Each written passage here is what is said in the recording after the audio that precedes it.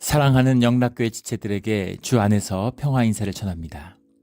오늘은 2025년 1월 28일 화요일입니다. 오늘의 묵상 본문은 6장 1절로 6절, 16절로 18절까지의 말씀입니다.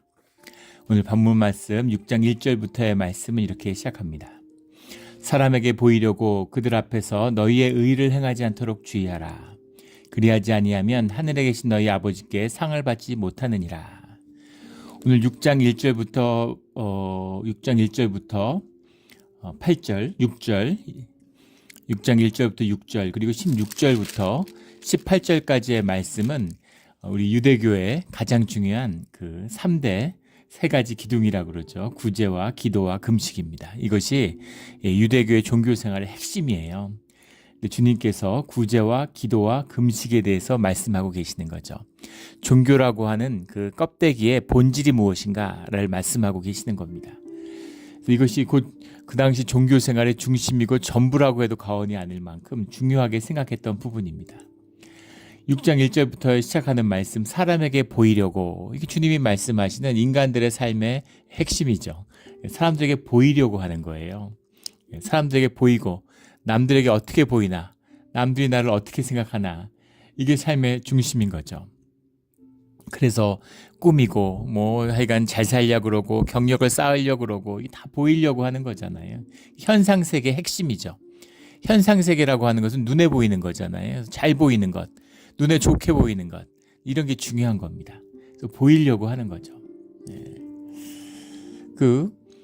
요새 SNS 같은 거 해가지고 어디 욕망의 인플레이션, 욕망의 식민지화죠. 자기 삶이 지배당하는 겁니다. 사람들이 박탈감이 점점 더 커진다고 그래요. 스스로 속이고 또 남들한테 속는 거죠. 그래서 여고 졸업 동창회 같은 거죠. 여고 동창회 갔다 오면 다 가서 얼마나 행복하고 얼마나 잘 사는지를 자랑하고 돌아와서는 모두 다 속이 아프고 쓰린 거죠. 다른 사람은 다 잘 사는 것 같은데 나만 못 사는 것 같으니까 그런 겁니다. 그래서 하여간 음식한 거 어디 좋은데 이런 거 계속 이제 올리는 거 아니에요. 예전에도 한번 나눈 적이 있죠. 상하이에 있는, 상하이가 이제 중국에서 제일 잘 사는 동네 아닙니까? 거기 기자가 있는데 무슨 럭셔리 클럽인가 정확히 이름은 기억이 안 나는데 예전에 외신에서 본 겁니다. 그런데 거기에 이제 무슨 부잣집 자제들, 그런 상류층 사람들, 이런 사람들이 럭셔리 클럽이라는 걸 만들어 가지고 이제 그렇게 서로 교류한다. 그래서 거기 있는 사람들이 이렇게 SNS 같은 걸 나누고, 근데 그런 데 가서 보는데 너무 잘 살고 맨날 특급 호텔에서 자고 맨날 호텔에서 좋은 음식만 먹고 너무 화려한 거죠. 근데 이 기자가 의심을 품은 거죠. 정말 중국에 이렇게까지 잘 사는 사람들이 많다고? 이렇게 젊은 사람들이 이렇게 부를 누린다고? 아무리 봐도 의구심이 들었다는 겁니다. 그래서 본인이 자신의 경력을 속여가지고 그 럭셔리 클럽에 들어갔다는 거죠. 가슴 아픈 건 그 젊은 친구들이 사실은 자산이 있는 사람들이 아니라는 거예요. 근데 그 클럽을 왜 결성했냐면 모여가지고 이를테면 비싼 호텔 같은 데를 같이 돈을 출자해서 n분의 1로 나눠서 잡는다는 겁니다. 10분 단위로 이렇게 시간을 정해가지고 거기 잔 것처럼 같이 이렇게 사진 찍고, 음식도 1인분 시킨 다음에 다 먹은 것처럼 사진 찍고 SNS에 올리려고 그런다는 거예요. 그게 무슨 의미가 있을까요? 그게 왜 그런 짓을 할까요? 보이려고. 사람들에게 어떻게 보이냐가 나의 가치와 나를 이제 결정하는 거죠. 이 현상 세계의 본질입니다. 생존을 사는 사람, 현상을 사는 사람, 본질 세계를 모르는 사람들은 사람에게 보이려고 살게 돼 있는 거죠. 사람에게 잘못 보이면, 내가 사회적 생명이라고 그러잖아요, 인간의. 그게 죽으면 그게 목숨보다 더 귀한 거죠. 명예가 훼손됐다. 목숨을 끊잖아요. 어떻게 그럴 수가 있을까요? 사람에게 보이는 현상의 것이 더 중요하게 생각되기 때문입니다. 그런데 문제는 무엇이냐면 종교 생활을 하면서도 사람에게 보이려고 종교 생활을 한다는 거죠. 주님을 믿고 주님과 함께 한다는 건 십자가의 내 에고를 못 받고 본질의 삶, 진짜 삶, 참 나를 만나고 참 나를 살겠다, 살아간다, 이런 의미인데 종교 생활을 하는 거예요. 신앙이 아니라. 사람들에게 보이고 높임받고 의의를 자랑하고 이제 그러려고 하는 거죠. 교회도 마찬가지죠. 교회 오래 다니는데 뭔가 막 행세하려고 그러고 막 중직자가 돼서 뭔가 이렇게 무슨 회의 같은 거 하고 이러면은 뭐 뭔가 중요한 사람 된 것 같고 그렇지 않죠. 교회는 주님의 기도하는 집입니다. 새벽에 나와서 보이지 않는 가운데 기도하고 보이지 않는 가운데 섬기고 겸손하고 온유함으로 사람들을 높이고 이것이 신앙의 길이에요. 그런데 뭐 큰 소리 치고 뭐 활개치고 막 이런 것이 신앙인 것처럼 착각하는 것이죠. 종교의 의, 사람이 의롭게 만들어졌기 때문에 하나님의 의로 자기를 높이면 그러면은 우쭐하고 너무 좋은 거죠. 그 맛을 잊을 수가 없는 겁니다. 근데 그것은 주님께 용서받을 수 없는 죄입니다. 모든 죄는 용서받을 수 있지만 주님의 의를 폐하는, 주님의 임재를 폐하는 종교의 죄는 절대 용서받지 못해요. 지옥에 가는 죄입니다. 그 말씀을 하시는 겁니다. 그래서 이 구제함과 기도와 금식, 또 우리가 착각하면 안 되는 것은 이게 얼마나 귀한 것이에요. 구제가 얼마나 귀한 것입니까? 삶을 나누는 코이노니아가 구제잖아요. 기도가 주님과 교통하고 주님과 함께하는 비밀인데 기도가 얼마나 중요합니까? 금식은 우리의 영을 맑게 하고 우리가 영으로 살아갈 수 있는 혈육을 다스리는 힘이 금식에서 나오잖아요. 얼마나 귀한 것이에요. 그런데 그것이 종교의 의를 자랑하는 껍데기가 되었다라는 게 문제인 거죠. 더 큰 문제는 그것이 주님의 이름으로 행해지는 주님의 임재와 주님의 성스러움을 폐하는 주님의 영광을 폐하는 그런 가장 극악한 죄가 된다라는 것이죠. 사람에게 보이려고 그들 앞에서 너희의 의를 행하지 않도록 주의하라. 그리하지 아니하면 하늘에 계신 너희 아버지께 상을 받지 못하느니라. 이 상이란 말이 이제 성경에 많이 나오죠. 신약에 미스톤, 미스타스 이런 말인데 상들, 상이라고 하는 것이 이제 우리 그 신약에만 한 29회 정도 나온다고 그래요.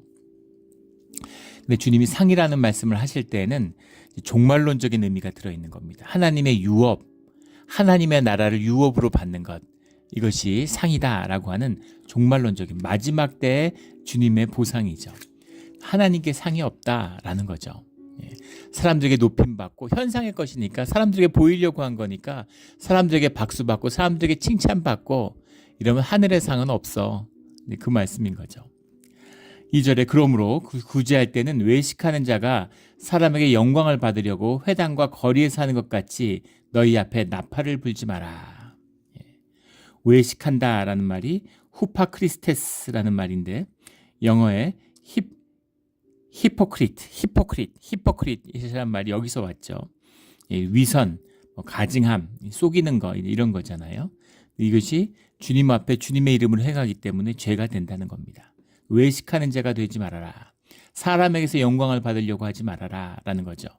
회당과 거리에서 하는 것 같이 너희 앞에 나팔을 불지 말라. 그래서 주님의 봉사, 하나님의 일은 나팔을 불면 안 됩니다. 그래서 교회를 비즈니스 같이 해가지고 뭐 조그만 일하면서 막 떠벌리고 홍보하고 막 알리고 광고하고 왜 교회가 광고를 하나요? 참 그 이해할 수 없는 일이죠. 주님이 은밀하게 하라고 그러시는데 왜 광고를 하고 사람들에게 보여서 사람들한테 알려서 뭐 하려고요? 사람들에게 알려서 우리가 있다는 걸 알리고 사람들 끌어들이고 더 많은 사람들 교회에 끌어들이려고 무슨 다단계 사업 같이 생각하는 거죠. 그런 게 아닙니다. 사람 끌어들여서 뭐 하려고 그래요? 자꾸만 사람이 많이 모이고 사람이 몇 명 왔냐? 몇 명 오는 게 무슨 의미가 있습니까? 우리 초대교회의 아름다움. 하나님 안에서 진짜 교회가 되므로 그 핍박받던 작은 교회들, 하수구에 모여서 예배하던 공동체가 세상을 뒤집었어요. 사람들 수만 명씩 끌어모으는데 세상에서 손가락질 받고 아무 영향력도 없고 돈 끌어모으니까 좋은 거죠. 힘이 있으니까 좋은 거죠. 아무 의미 없는 것입니다. 그런 자들은 하늘의 상이 없다. 아버지의 상은 없다. 아버지의 유업과는 관련이 없다라는 거죠. 근데 이제 그 당시에 이제 종교인의 대표하는 바리새인들이 그랬다는 거잖아요. 바리새인들이 구제를 하니까 얼마나 좋은 일이에요. 그게 나쁜 일이라는 게 아닙니다. 근데 그것으로 나팔을 불면 하늘의 상은 없다라는 거죠. 본질을 보지 못하는 자, 하늘의 상, 주님의 유업을 만나지 못하는 자들은 떠벌리고 활개치고 나팔을 부는 겁니다. 주님의 사람들은 뒤로 물러나는 거죠. 주님의 사람들은 잠잠한 거예요. 주님을 신뢰하고 주님과 함께하는 길에 주님에 대한 믿음이 있기 때문이죠. 주님의 보상과 상을 알기 때문이에요. 예. 저도 그랬습니다. 저도 교회 처음 나왔을 때는 제가 이제 교회에서 전도사를 하는데 교회에 정말 보이지 않게 은밀하게 그렇게 덕을 세우고 사람들을 돕는 분들이 있어요. 근데 그런 걸 보면서 사람들에게 좀 알리고 싶은, 그분들이 좀 칭찬을 받아야 될 것 같은 그런 마음이 있었는데 주님을 몰랐던 것이죠. 하늘에 쌓는 복에 그것을 보면서 그것을 알면서부터는 이것이 은밀하게 돼야 되는 거구나, 사람들이 알면 안 되는 거구나 하는 걸 알게 되었습니다. 나팔을 불지 말라. 우리 구제를 하면서 나팔을 불어서 상을 잃지 않는, 은밀한 가운데 하늘의 상을 쌓는 그런 우리 모두가 되기를 주의 이름으로 축원합니다. 그들은 자기 상을 이미 받았느니라. 상이 없는 게 아닌데 세상의 상, 사람들이 주는 상을 받았기 때문에 하늘의 상은 없다라는 거죠. 하늘의 상과 어떻게 비교할 수가 있겠습니까? 이 자저 손손 내려가는 이 유업의 이 깊은 주님의 하나님 나라의 깊은 상을 어떻게 비교할 수가 있겠어요? 그런 것이죠. 그 상이라고 하는 말씀은 히브리서 11장 6절에 이런 말씀이 나오죠. 하나님께 나아가는 자는 반드시 그가 계신 것과 또한 그가 자기를 찾는 자들에게 상 주시는 이심을 알아야 할지니라. 주님이 상 주시는 분임을 알아야 된다. 그가 계신 것과 그가 자기를 찾는 자들에게 상 주시는 이심을, 주님이 계신다는 걸 진짜 믿는 자들은, 하늘나라의 유업이, 하늘나라의 상이 진짜 있다는 것을 믿는 자들은 사람들에게 보이려고 하지 않는 거죠. 사람들에게 보이려고 하지 않아요. 그 예전에도 몇 번 나눈 적이 있었죠. 그 저희 형이 바로 위의 형인데 이제 평생 증권회사, 투자은행 이런 데서 이제 일을 했습니다. 그런데 화려하잖아요. 미국도 그렇죠. 제일 엘리트들, 제일 좋은 학교 나온 사람들, 똑똑한 사람들이 전부 다 투자업계로 가죠. 돈을 잘 버니까. 투자은행에 들어가면은 신입사원들한테, 또 신입사원들도 연봉이 기본적으로 한국도 억대가 넘고 미국도 그런 MBA 같은 거 마치고 투자은행에 들어가면 기본급이 15만 불, 20만 불 이렇게 받는다고 그러더라고요. 대단한 거죠. 그런데 처음에 오면은 옷이고 구두고 넥타이고 시계고 전부 다 최고급으로만 하게 한대요. 만약에 그럴 걸 할 돈이 없다 그러면 회사에서 돈을 빌려줘서 나중에 월급에서 깎고 어떻게든 처음에는 다 좋은 것을 최고급으로만 하게 한답니다. 왜 그렇게 할까? 저희 형의 말로는 그 비밀은 금융업의 본질이 폰지 사기이기 때문이라는 거예요. 폰지 사기라는 게 일종의 다단계죠. 돈이 계속 들어오기 때문에 앞에 들어온 사람에게 뒤에 들어온 사람의 돈을 받아다 전해주는 거죠. 그런 얘기를 하는 거예요. 왜 그렇게 화려하고 왜 그렇게 좋은 옷을 입고 좋은 시계를 차느냐. 사람들에게 보여야 되기 때문에. 우린 돈이 많다. 우린 돈 버는 특별한 재주가 있다. 특별한 노하우를 우리가 가지고 있다. 이런 것을 은근히 사람들에게 보여주는 거죠. 야, 우리가 너희 돈 받아주는 거야. 불려주는 거야. 우린 돈 많아. 이렇게 보여주는데 사람들이 그럼 더 돈을 갖고 온다는 거죠. 그런데 사실은 그런 비밀은 없다는 겁니다. 수천 명의 애널리스트, 경제 전문가들이 분석해도 주식이 왜 오르는지 왜 내리는지 아무도 알 수 없대요. 그걸 안다고 얘기하는 건 다 사기꾼이라고 얘기하더라고요. 본질적으로는 금융이 사기다. 뭔가 있는 것처럼 자꾸 얘기하니까. 그러면서 그런 얘기를 해요. 진짜 돈 버는 법을 알면 왜 남의 돈을 끌어들이냐고. 왜 떠벌리겠냐고. 조용히 자기 돈 갖고 하지. 누가 알면 안 되죠. 그 노하우가 세면 안 되니까 아무도 모르게 혼자 몰래 돈을 벌 거라는 거죠. 돈 버는 재주가 없기 때문에 그 비밀이 사실은 존재하지 않기 때문에 있는 것처럼 속이고 쏟고 속이는 거라는 겁니다. 그런 거죠. 진짜 주님이 계시는 것을 믿는다면, 주님이 계신다는 걸 안다면, 주님이 상 주시는 분임을 알아야 한다. 그것을 아는 사람이라면 나팔을 불면서 구제하지 않겠죠. 그 비밀입니다. 본질에 관한 이야기죠. 현상이냐 본질이냐, 그 얘기예요. 3절에 너는 구제할 때 오른손이 하는 것을 왼손이 모르게 하여. 참 주님의 기가 막힌 말씀이죠. 사람들이 모르는 게 아니라 내가 하는데 오른손이 하는 일을 왼손이 하지 못하게 하라. 주님의 지체된 교회가 하는 일이잖아요. 교회가 교회 안에서 구제를 행하는데 오른손이 행하는 걸 왼손이 모르게 해야 된다. 교회 가운데 그런 분들이 계세요. 교회 어려운 분들이 있고 힘든 일을 겪는 분들이 있는데 그런 분들을 재정적으로 돕기 위해서 저한테 그분에게 좀 전해달라고 아무도 모르게 그렇게 전하는 분들이 계십니다. 아직도 교회 가운데는 크리스찬들이 주님의 사람들이 살아있는 것이죠. 아무도 모르는, 누구도 모르고 칭찬받지 않죠. 은밀하게 정말 오른손이 하는 일을 왼손이 모르게 그렇게 복을 행하는 거예요. 주님이 주신 복을, 주님이 주신 은혜를 나누는 것이죠.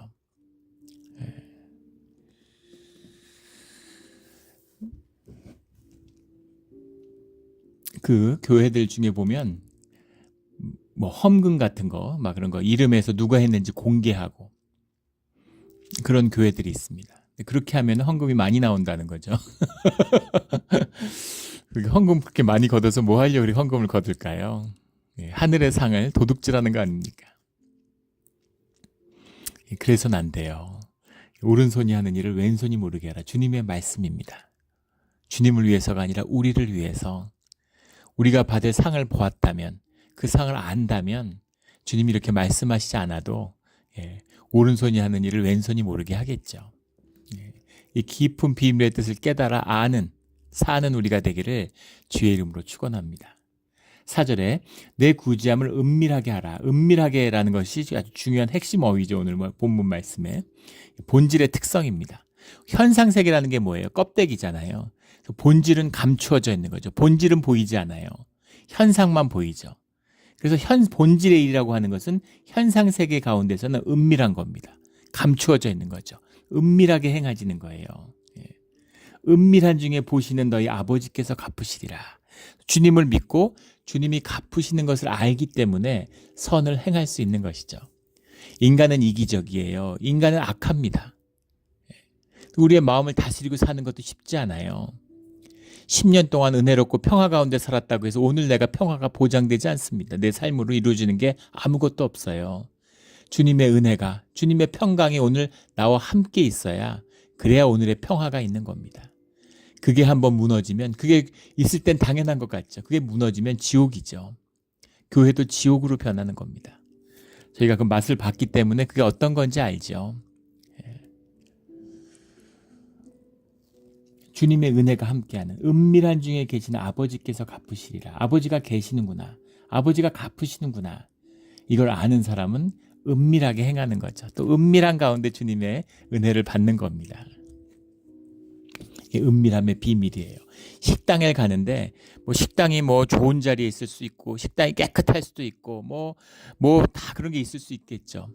음식의 본질은, 식당의 본질은 음식이잖아요. 음식의 맛이죠. 맛이 보이나요? 맛을 먹어야 알지 보고서 어떻게 맛을 알아요.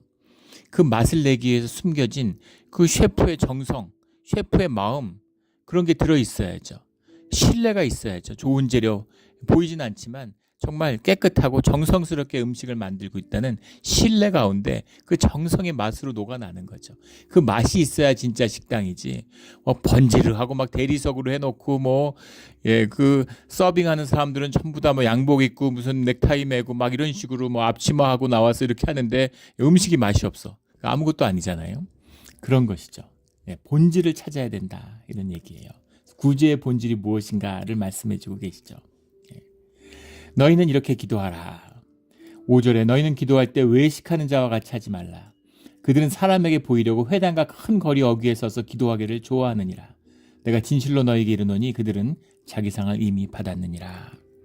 사람들에게 자기의 의를 높이려고 사람들이 보는 앞에서 막 기도하고 기도하는 사람이란 얘기 들으려고 그렇게 하지 마라, 이런 거죠.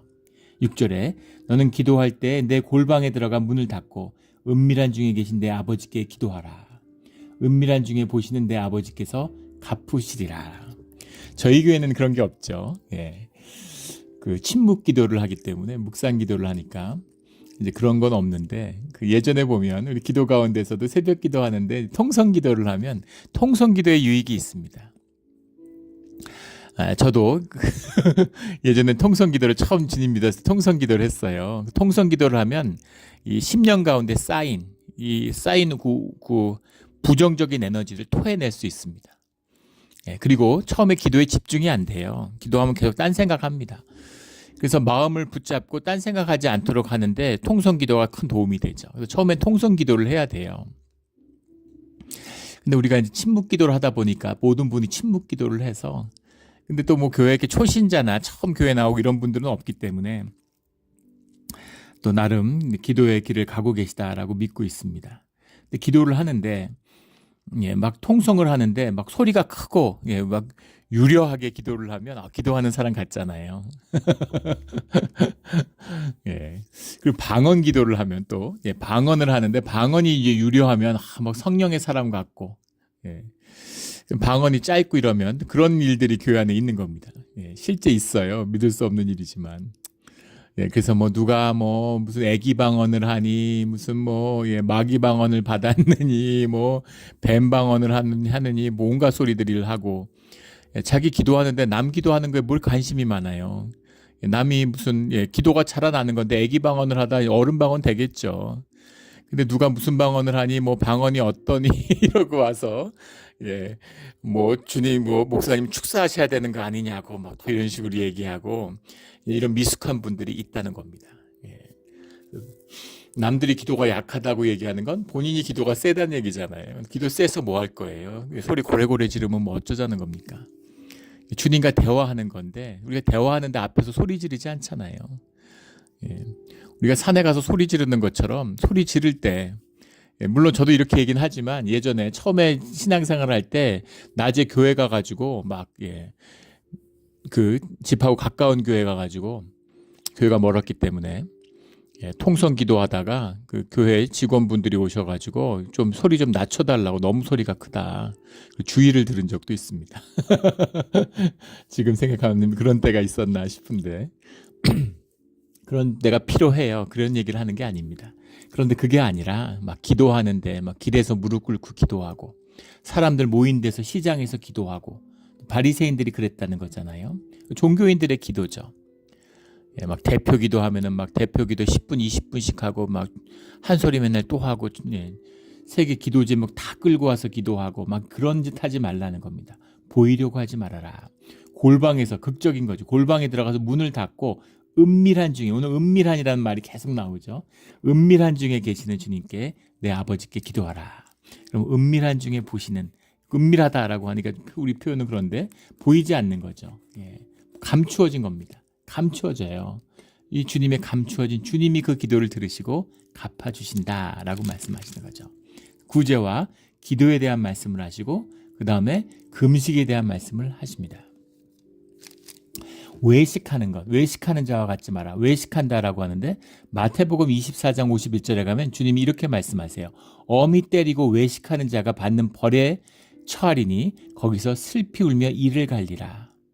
외식하는 자가 받는 벌이 있는데 그게 뭐냐면 거기서 슬피 울며 이를 갈리라. 외식하는 자는 지옥에 가는 벌을 받는다는 겁니다. 외식한다 그러니까 외식하지 말지 이런 게 아니라 외식은 용서받을 수 없는 죄라는 거예요.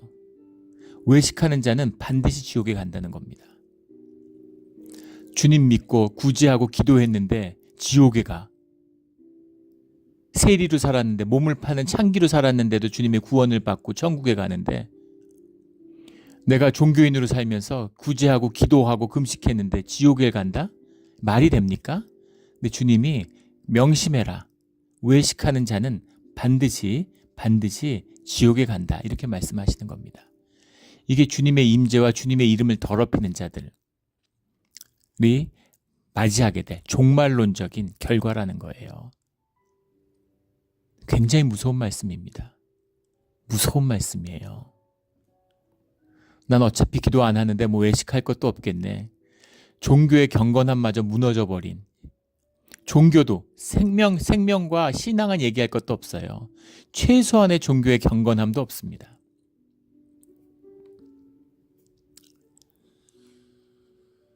그런 이제 시대가 된 것이죠. 교회가 타락하고 종교로 썩어 문드러지는 거예요. 종교의 경건함조차도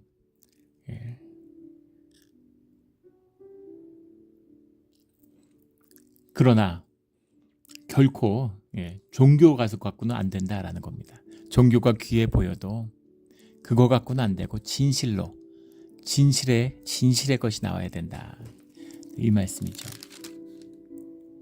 16절에 금식할 때, 금식에 관한 말씀이에요. 우리 7절부터 15절까지의 말씀은 주님이 주시는 기도죠. 이 말씀의 의미는 깊기 때문에 사실은 한 절 한 절로 한 주마다 선교를 할 수도 있습니다. 근데 우리가 이제 강해를 가니까 우리 이것을 내일 말씀에 나누고, 오늘 16절에 지금 구제와 기도에 이어지는 3대 종교의 행위죠. 금식입니다. 16절에 금식할 때 너희는 외식하는 자들과 같이 슬픈 기색을 보이지 말라. 이 금식이라는 것을 유대인들이 굉장히 중시합니다. 포로기 이후에는 1년에 4차례 전부 절기를 정해서 금식을 했다 그러죠. 유대인이다 그러면 기본적으로 1년에 4번 금식하는 겁니다. 우리는 이제 사순절에 들어가면 금식을 하죠. 금식을 하는데, 금식을 해도 자원하는 심령으로 강요하지 않아요. 강요해서 억지로 하는 게 의미가 없다는 것을 알기 때문이죠. 유대인들은 4차례 금식을 하는 겁니다. 지금 이슬람 같은 거죠. 이슬람이 라마단 기간에 금식하는 것처럼. 옛날 한국에 있을 때 이슬람 청년이 있었는데, 라마단만 끝나면 살이 엄청 찐대요. 해가 떠 있는 동안 못 먹기 때문에 해가 지면은 그거에 대한 반대급부로 폭식을 하고 엄청 먹는다는 거죠. 그래서 오히려 살이 찐다고. 아무 의미 없는 것이죠. 유대인들이 포로기 후 1년에 4차례 금식을 했고, 그 다음에 모세가 시내산에 올라가서 내려온 그것을 기념해서 목요일 날 올라갔고 월요일 날 내려왔다, 이렇게 보는 겁니다. 진짜 그랬는지 알 수 없지만 전승이니까 아예 근거가 없는 것도 아니고 정말 꼭 그랬을까라는 것도 이제 알 수 없죠. 그런데 그래서 유대인들이 목요일하고 월요일 날 금식하는 겁니다. 이 바리새인들이 목요일 날 월요일 날 금식을 했다 그래요. 상상이 되십니까?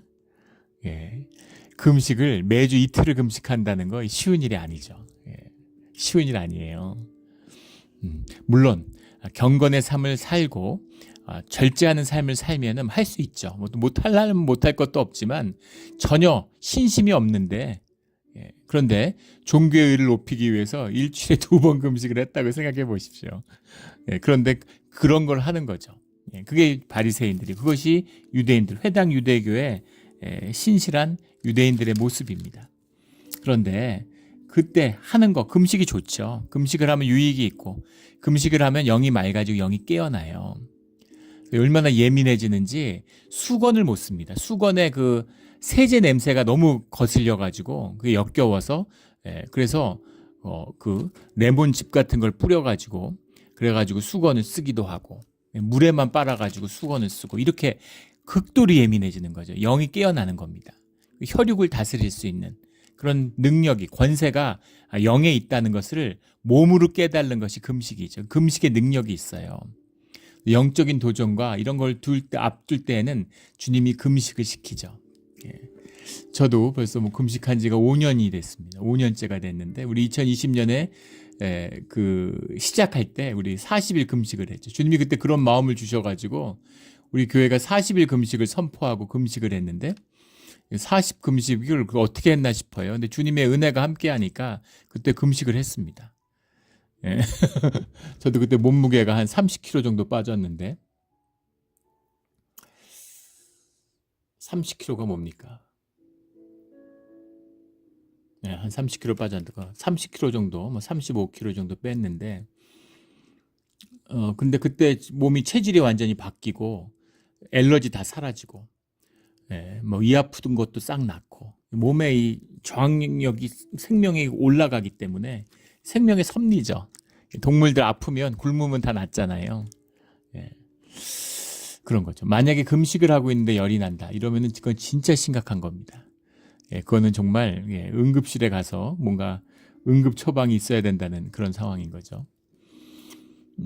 그런 금식을 하는데, 문제는 금식을 외식을 위해서 한다는 거죠. 꾸미기 위해서, 종교의 의를 자랑하기 위해서. 넌 20일 금식하지, 난 40일 금식했는데, 난 40일 금식 3번 했는데, 우리 이민교회 같은 데는 찾아보기 힘들어요. 경건한 사람들을, 경건한 종교인도 찾기가 어렵죠. 한국에 가면 이런 분들 많습니다.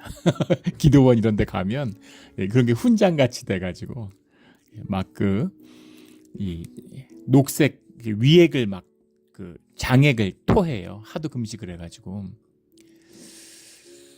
근데 그런 게 의의가 되는 겁니다. 종교의 세계니까. 근데 그런 거 하지 마라 이렇게 주님이 말씀하시는 거죠. 금식을 하지 말라는 뜻은 금식할 때 너희는 외식하는 자들까지 슬픈 기색을 보이지 말라. 껍데기로 하지 마. 진짜 금식을 하면 그러면 하나님을 볼 수 있죠. 그런데 껍데기로 하지 마. 저도 주님이 금식을 한 다음에 2020년에 그 다음에 팬데믹이 왔습니다. 11개월 동안 교회가 클로즈 됐었죠. 정말 어려운 시기였습니다. 지나고 보면 11개월 뭐 아무것도 아니었지만 그때는 뭐 3년을 다 될지 5년을 다 될지 뭐 어떻게 될지 알 수 없는 그런 시기였잖아요. 그래도 뭐 좀 다시 연다 그랬다가 다시 닫는다 그랬다가 근데 참 마음이 힘들었는데 그걸 이겨낼 수 있었던 건 또 우리 뭐 교회들 많은 분들이 떠났죠. 예, 뭐 지금 세계 교회가 교인이 절반 사라졌다는 거 아니에요? 한국도 그렇고 미국도 그렇고 딱 11개월 문 닫았는데 절반이 사라졌어요. 예, 교회는 사라지지 않죠. 예, 주님의 지체이기 때문입니다. 주님이 하신 일이라고 생각해요. 70년 동안 예배를 성전에서 제사를 못 드리고 예배를 못 드려도 예배는 드릴 수 있죠. 제사를 못 드린 거죠. 그래도 다시 성전을 세우는 주의 백성들이 돌아옵니다. 남은 자의 역사가 있어요. 남은 자의 역사를 새롭게 하는 교회가 새롭게 되는 시기가 이때입니다. 근데 그것을 감당할 수 있는 그 시련을 그때 금식을 하고 팬데믹이 오지 않았으면 그러면 참 어려웠을 겁니다. 진짜 어려웠을 거예요. 근데 주님이 이미 이길 수 있는 그것을 그 시험과 어려움을 도전을 이길 수 있는 시험만을 허락하시는 거죠. 그 은혜를 먼저 부어주셨다는 것을 이제는 알죠. 참 감사하구나. 걱정할 것이 없구나. 라는 걸 이제는 압니다. 주님이 함께 하시는 비밀이죠. 근데 금식을 종교적인 외식으로 하니까 사람들이 내가 금식하고 있는 걸 사람들이 모르잖아요. 금식하는 걸 보여줘야 되니까 얼굴을 흉하게 하고 그리고 얼굴을 찌푸리고 힘들게 하는데 그렇게 하지 마. 17절에 너는 금식할 때 머리에 기름을 바르고 얼굴을 씻으라. 깨끗하고 단정하게 해. 이런 거죠. 정치인들 금식 보면 그렇잖아요. 40일 금식도 하는데 한 일주일 금식하면 막 병원에 실려가가지고 막 그 뉴스에 나오고 막 곧 죽을 것처럼 막 그래서 막 죽겠다 그러는데 근데 결국 죽은 사람은 없죠. 음식물을 막 투여 강제로 하느니 막 이런 식으로 엄청난 쇼오프를 하고 나서는 잘 건강을 이제 회복하고 나옵니다. 근데 금식이 뭔지 모르기 때문인 거죠. 그리고 금식을 위한 준비가 전혀 되어 있지 않기 때문입니다. 혈육으로 어떤 육정으로 혈육으로 금식을 하면 그러면 뻗게 돼 있어요. 몸을 다스릴 수 있는 권세가 없기 때문이죠. 금식할 때 머리에 기름을 바르고 얼굴을 씻으라. 반대죠. 깔끔하게 하고 누구도 금식하는지 모르게 깔끔하게 해. 이런 말씀이에요. 18절에 이는 금식하는 자로 사람에게 보이지 않고 사람에게 보이려고 사람에게 보이지 않고 사람에게 보이지 않아야 됩니다. 이것이 우리 신앙의 덕목이에요. 사람들에게 교회 안에서 칭찬받고 사람들에게 뭔가를 보이고 있다면 스스로 점검해야 됩니다. 주님을 모르기 때문에 주님을 보지 못하기 때문에 외식하고 꾸미면서도 사람들에게 보이고 자랑하고 칭찬받으면서 좋아하는 그게 얼마나 큰 무서운 벌을 예비하고 있는지를 모르고 있기 때문입니다. 오직 은밀한 중에 계신 내 아버지께 보이라. 주님은 보이지 않죠. 주님은 감추어져 있어요. 그런데 주님은 우리의 행위를 다 보시는 거죠. 우리의 마음을 아시는 겁니다. 우리의 중심을 보실 수 있는 분은 주님밖에 없어요. 내가 내 중심을 압니까? 내가 보이려고 했는지 주님께 영광을 돌리려고 했는지 내가 어떻게 알아요? 나는 주님을 위해서 했습니다. 주님의 영광만을 위해 했습니다. 내 마음속 깊은 곳으로 들어가 보면 그러면 추하고 악한 추잡하게 나를 높이고자 하는 그런 내 모습을 만나게 되는 거죠. 그래서 기도가 힘들어요. 그래서 기도를 꺼리는 기도하고 싶지 않은 마음이 있는 겁니다. 오직 은밀한 중에 계신 내 아버지께 보이게 하려 함이라. 은밀한 중에 보시는 내 아버지께서 갚으시리라. 이거죠. 내 아버지께서 갚으시리라. 아버지가 계시고 아버지가 갚는다는 것을 알고 그것을 믿음으로 붙잡는 자만이 보이지 않는 은밀한 중에 주님의 선을 베풀고 나누고 행할 수 있는 겁니다. 살아계신 주님과 교통하는 자만이 골방에서 기도하는 거예요. 주님이 상 주시는 분을 보고 믿는 자만이, 그것을 보는 자만이 보이지 않게 오른손이 한 일을 왼손이 모르도록 그렇게 은밀한 가운데 선을 행하는 것입니다. 우리 종교의 본질을 깨달아 은밀한 중에 계시는 주님이 보시는, 은밀한 중에 계시는 주님이 상 주시는 우리의 신앙의 길이 되기를 예수 그리스도 이름으로 축원합니다. 아멘.